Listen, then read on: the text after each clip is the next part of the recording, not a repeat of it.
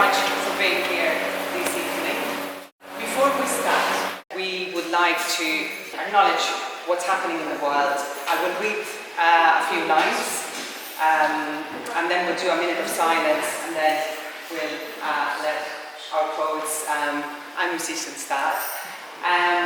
These lines that I've got here are taken from just an Instagram post that was originally in Spanish, that I translated into English, so forgive me if there's some mistakes there in the translation, but it really touched me, and I thought this was a good occasion to bring it to you. And when I finish, then we'll do the minute of silence, if that's okay. I always defend the argument that people are good by nature, and seeing what's happening in the world, I feel terribly dizzy, thinking how some people's childhood was an absolute disaster.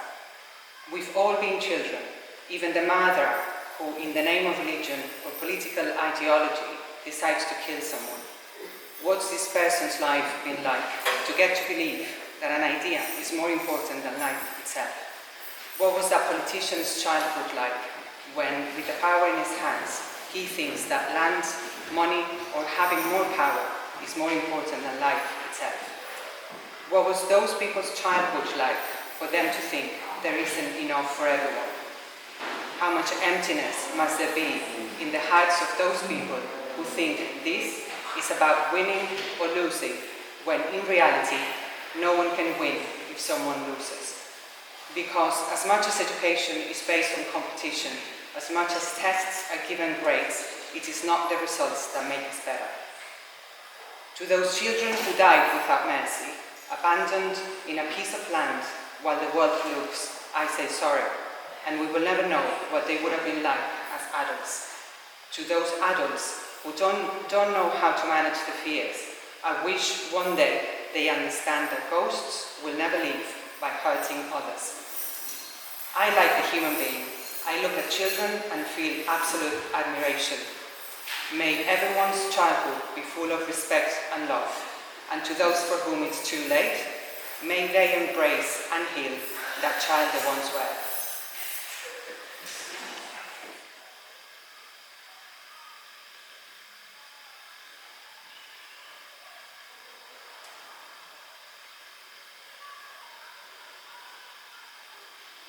Thank you very much. Thank you for joining us in that minute of silence. And so we carry on with the event. Indian Futures, which is the charity that I founded in 2017, was founded to work with a very specific area of rural Tamil Nadu, which is the south of India. After many years of me going back and forth, volunteering for a charity that was set up there, doing really good work with the community. So I decided one day, when I came back to the UK, that I wanted to continue the work that they were doing and to collect funds to keep running the project. So when we started in 2017, we were asked for laptops, first of all. So we set up, between then and now, we've set up 3 IT centres. A couple of years later, a group of mothers sort of asked if we could help the daughters with their education, because I don't know, I imagine most of you will know by now that daughters and sons in India, in rural India is very different to urban India. It's a very different story. If you have a daughter, you have to start saving for that daughter's dowry pretty much from the moment she's born. So they're obviously at a disadvantage from the beginning, because their family will try to give an education to the boys rather than the girls, because it's not one for everyone. So on the back of this request, we created a sponsorship program, and today we're sending every year 10 to 14 students, female students, to university, and we kind of look for sponsors here who can sponsor the studies and the transport to university. And we've got a third project. That's a very small project, and you've seen the result of that there. There's this group of lovely women making bags and aprons. It's a very small project, but it's a family-run project. And this comes from this group of women, again, who during the pandemic, because they were really worried about their finances, they decided to start making these bags and aprons, and we agreed with them that we would sell them here and send the money through the charity. So that's our third project. And then of course Indian Futures works a lot in the community. to Manor Road. Every time we come here, we feel super welcome, and we're very grateful that we can use these fantastic space and we can run all the events that we run, and to have a group of followers every time we do something. I don't think you're following the footsteps, I think you follow Alan. I think that's what we need really, but we're still very grateful. Thank you so much for being here, and thank you to everyone who's contributed to today. Thank you to Poppy for your fantastic sari workshop. Thanks to Kate, who's rehearsing there, and we will see later in action. And thank you, of course, to our poets, musician, B for filming, Pav for making 100 badges, and all our fantastic volunteers and trustees. I just wanted to mention, in the last few months we've had a few new volunteers, and I'm really happy that they're here with us today.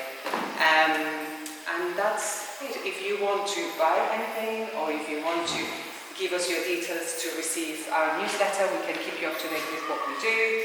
Come and see us when we finish, and now I'll leave you with the spoken word. Thank you very much.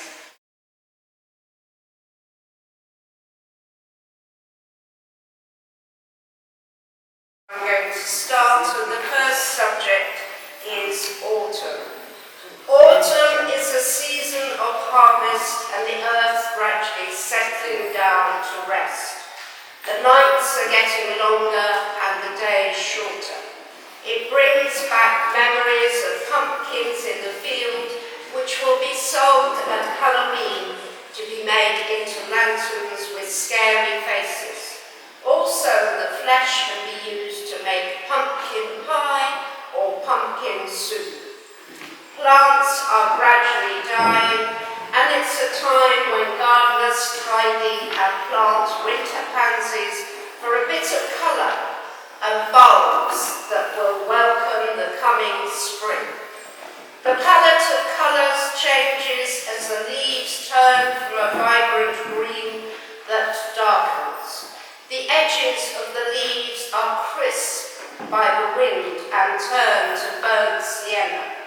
Virginia creeper turns a vibrant crimson, vermilion red. They are displaying their tones like a final crescendo of orange and golden notes that catch the eye before they fall. It's a time when nature is telling us to slow down, look back at what we have achieved and gather it in. Be thankful, and giving us the time to contemplate our intentions for the new year. Some fields lie fallow after the harvest, so they may gather nutrients before being seeded with a new crop. So, for me, it's a time to think, review, mull over things, take things at a slower pace. This is a piece by Dermot. The rustle of leaves beneath your feet means autumn has arrived, and you're in for a treat. Autumn temperatures are fine, and views you see sublime. Sitting round an open fire, toasted chestnuts you would desire. Maybe a mulled wine or two. The evenings to get through. Great walking weather too. Sweat a lot you will not do. Bales of hay in gold and brown will be scattered along the down. Autumn flowers bloom, chrysanthemums and dahlias in tune. The autumn sunshine is of a watery blue. Never interferes with your view. This is by Max. I love the colour of the leaves, the smell of bonfires, walking on a deserted beach, solitude, serenity, a feeling of oneness with Mother Nature, then home to toast my toes by the radiator, snug, secure and safe. I love this time of year, but I have to fight off the urge to hibernate, for I would miss out on so much beauty. This is a piece by Gold.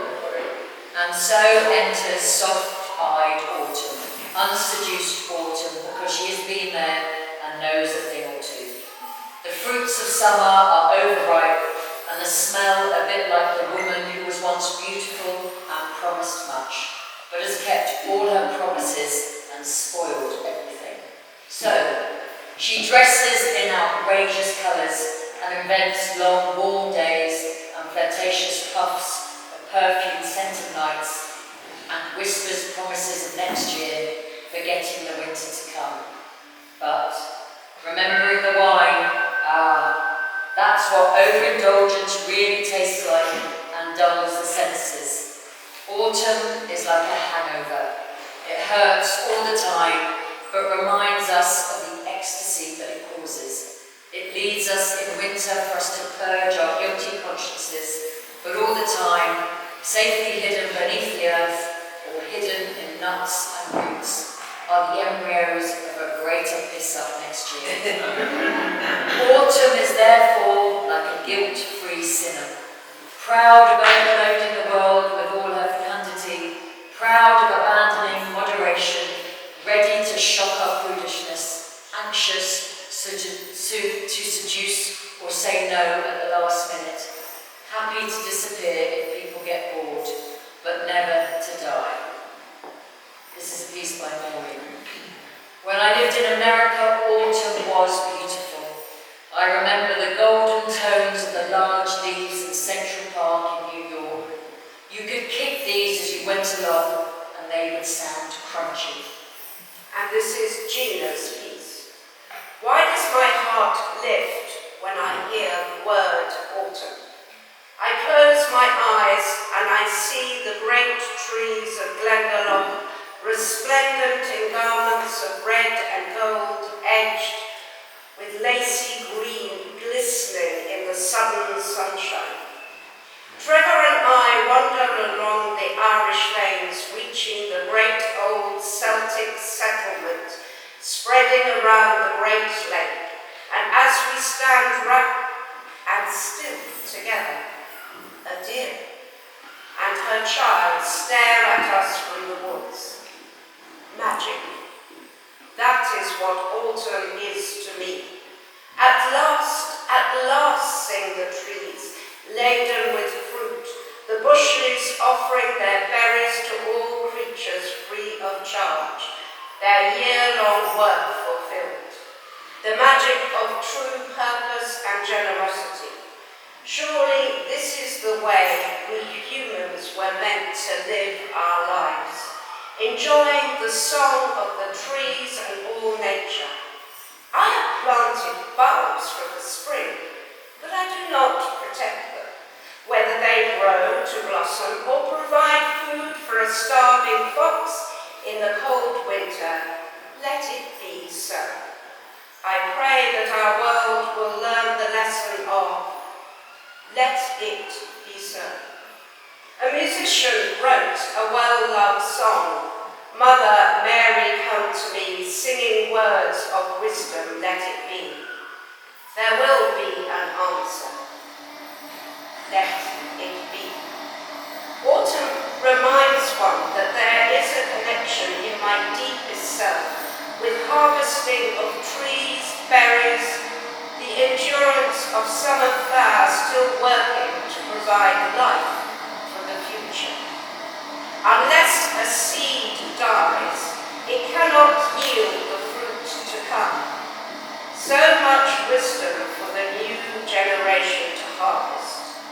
May the great trees share their truth, the musicians, the poets, their hope. Autumn is to me an eternal sign of our Creator, hope. This is a piece by Helena. The leaves turn into total beauty, season of mist and mellow fruitfulness. How do the leaves know to turn to different colours? Come on, Helena. It's the same as time to put on a jersey. I love put on your jersey, it's quite chilly. I want to go for a walk in the garden. The leaves turn brown, succulent colours going up the line. Run for it now, moving fast, that is the secret. Can you keep up with the colour change, orange? It's waiting for me. Okay, slow down now. The leaves are autumn. That means 1 minute they are yellow, green, and hold my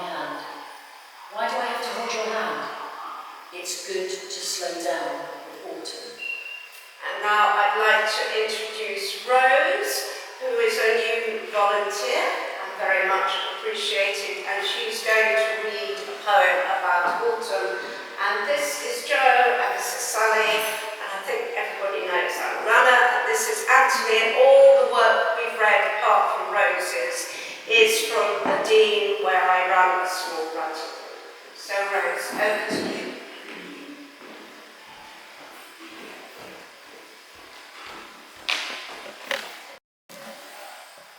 This is a contemplation on the tree outside my kitchen window a few years ago. Red jewels, these rubied branches outside are heralding the fall. They make me smile, and as the sun shines on, Americana on reverb in the background. Can't see it.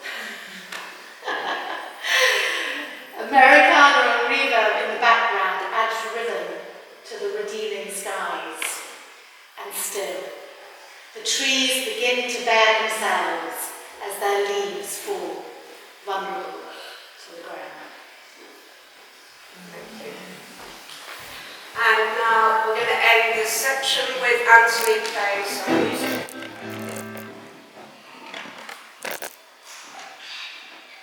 Hello everyone, can you hear me? Yes?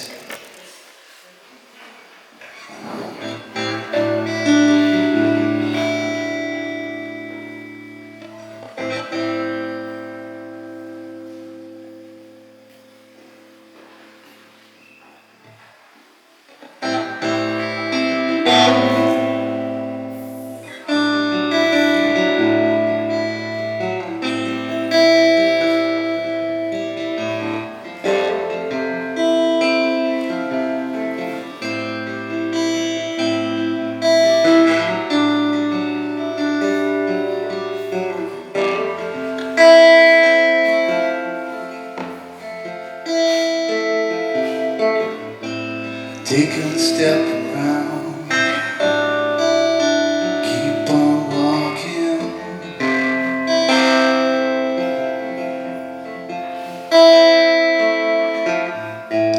Follow what you want to be.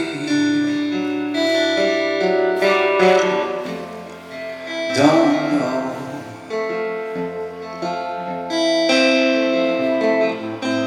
Find out who you are today. Listen to what it is. I wanna be there for you.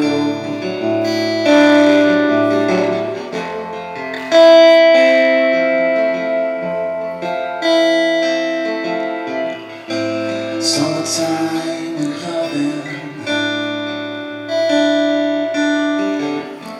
shade goes around my soul. Bring love around you. Never let go.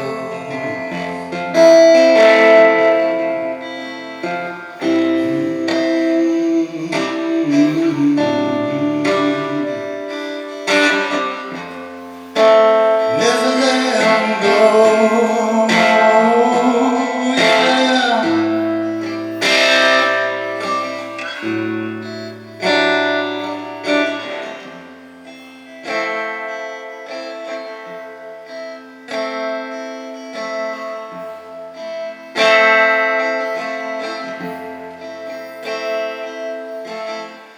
Be quiet to yourself.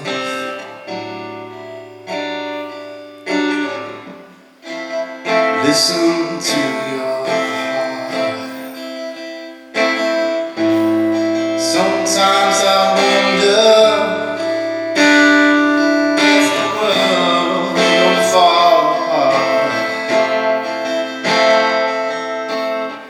Tick-tock, the clock is ticking. Taking time, our love is missing.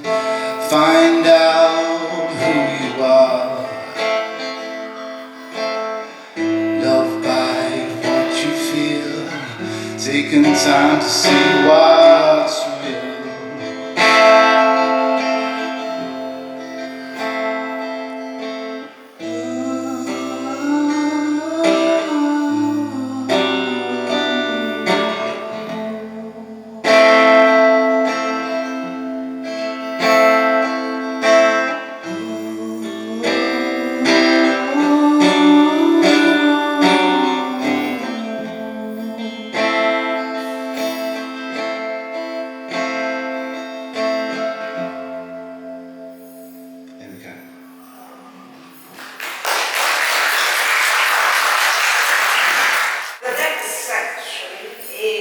on what we like and dislike, and I will start with my poem. I like the smell of bonfires. I dislike the smell of silage. I like the sound of the sea. I dislike cacophony. I love prawns. I dislike jellied eels. I love receiving letters. I dislike emails. I like crunchy vegetables. I dislike soggy veg. I like the company of friends. I dislike having to pretend. I like swimming in the sea. I dislike swimming in a pool. I like live entertainment. I dislike football matches. I love blue skies. I dislike grey, wet weather. And this is a poem by Max. I like fresh air and open spaces. I don't like shoes that have long laces. I like to hear music that stirs my heart. I don't like much that is in the chart. I like to feel the wind in my hair. For a walk in the rain, I don't much care. I like to daydream constructively. I call that wool gathering. I don't like it when my mind is blank or when my brain is mithering. And this is Bob's poem. I like deep, dark woods with tangled branches overhead and sudden sounds that seem close but silent most of the time. I dislike people who, looking at an example of nature's coy beauty, go on about it, destroying their reason for being there, killing the silence with chatter. I like being alone, really alone, with miles between me and anyone else. I dislike crowds of people, especially if they are convinced they are enjoying themselves and entertaining others. I like people with the gift for entertainment, impressing others with a minimum of speech. I dislike stand-up comedians. I like modesty, particularly when it's genuine. I dislike being asked to admire people whose glance says, look at me, aren't I attractive, pretty, sexy, important? I like my little table in the corner of the dining room. I dislike eating in public. I like meat-free food. I dislike eggs in all forms of cooking. I like words that come as easily as leaves to the trees. I dislike words that are uttered with effort, like a difficult birth. And this is from Dermot. I like being alive. I dislike being in pain. I like the sunrise of dawn. I hate the availability of porn. I like the view, beautiful scenery. I hate cement housing estates. I love warm weather. I enjoy meeting people. I dislike meeting some people. I enjoy watching sport. Never enjoyed playing sport. I love playing games. I hate playing some games. I enjoy writing and reading. I hate doing housework. I love a clean room. I love eating food. I hate cooking. I love politics. I hate some ideologists. I like to discuss. I don't like a fuss. And this is more into this. I think there is something to like in everything. I'm used to people swearing. I would prefer people to swear rather than lashing out. It's a question of live and let live. We're not all the same. It would be awful if we were all the same. Our difference is the way of finding out the truth. So it's fine if someone disagrees with you. You don't always have to agree. It makes life interesting. It's fine for me to have another opinion. The one thing that gets on my wick is cold weather. This is Helena's poem. I love walking. I don't like someone telling me I can't do something. I like reading magazines. I don't like being told what to do all the time. I like sunny weather. I dislike crosswords. I like summer. I dislike winter. I like a good film. I don't like watching television.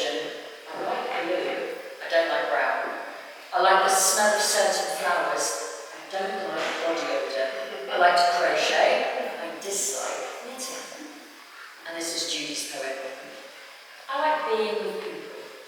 I dislike being on my own. I like watching waves crashing.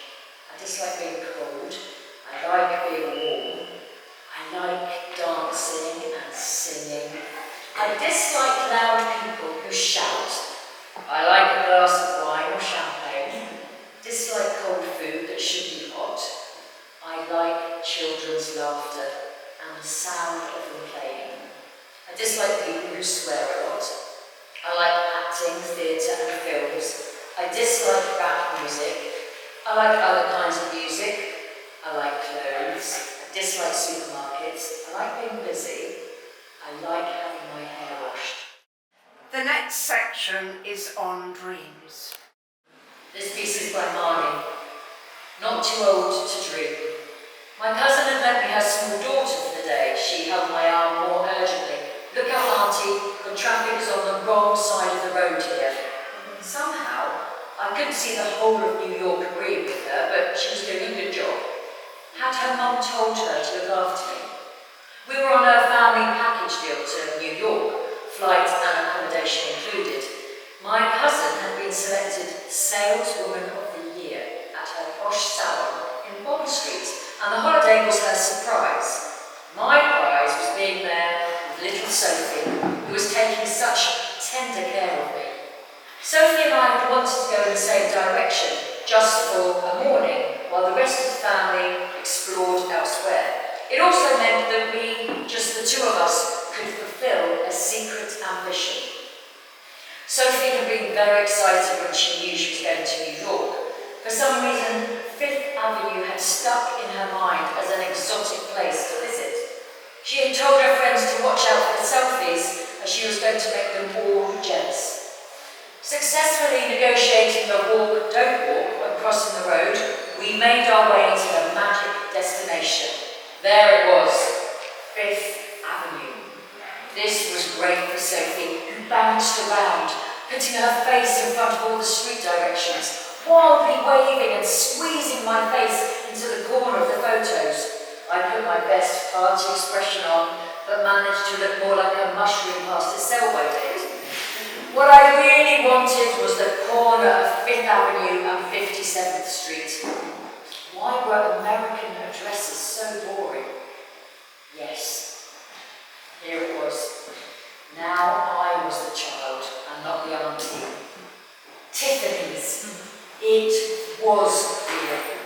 Since seeing Audrey Hepburn in The Breakfast at Tiffany's, I had wanted to press my face up against the window and just look in. But as aunties are too old to dream, I couldn't tell my little companion. Would this mature woman and small child look a little needy with their faces pressed up against the window? What would Audrey do? I believe she went in and had a little trinket engraved. Come on, Sophie, I have a little surprise for you. As we went to the window and walked through the magnificent entrance of the stage, I thought I glimpsed the reflection of a lovely smile. And this one is called My Pillow. Morning has broken and she has risen to greet the dawn. At last I can breathe and get my shake back. Sometimes she plugs me up or she will throw the duvet over me. I don't mind either way. What I do mind is when she's hungry or frustrated. She likes to thump me. It might de-stress her, but it does nothing for me. I will have a good rest now until her bedtime, when she sprays lavender oil all over me and lays her head gently upon me. I whisper sweet dreams as she slips into the arms of Morpheus. And the final piece is my piece, and then Anthony will do a little music.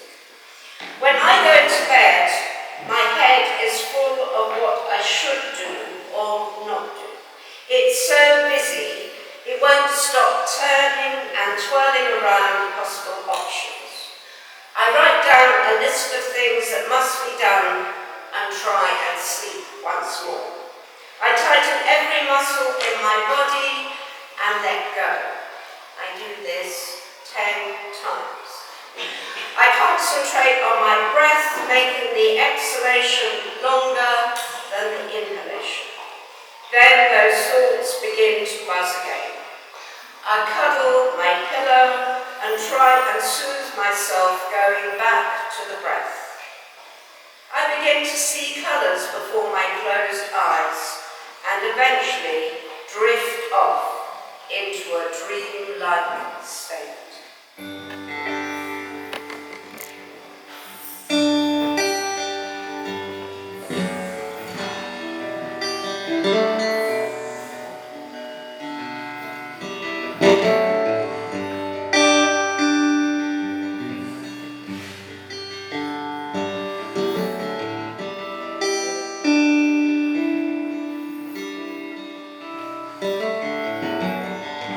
Take a step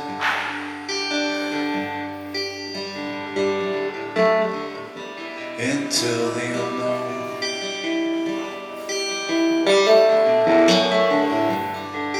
Go beyond what you know. Try to let go.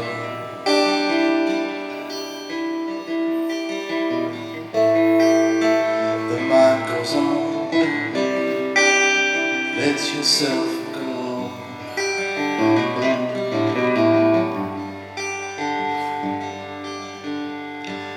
Thoughts are rattling.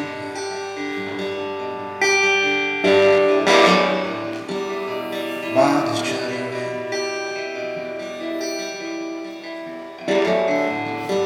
Feelings high.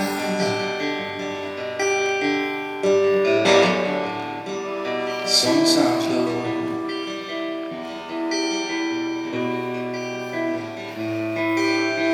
Feeling all these things. Suddenly it brings me down to earth. I can find peace and love inside of you.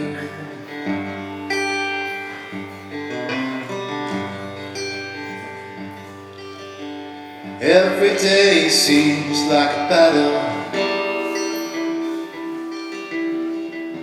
In your heart you'll find the truth. The world is changing and all it's subtle. But I promise you, my friend, we will find the truth. We may not know. Sometimes you'll grow. Sometimes you'll see all is plain to see.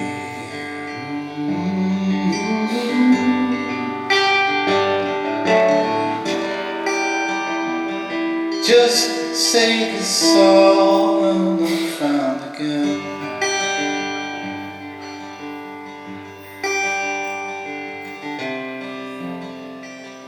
Just let go. Find your soul.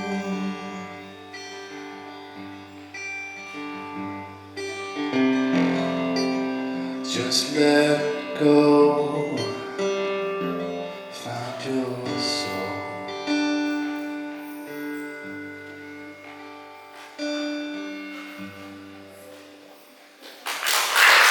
Thank you.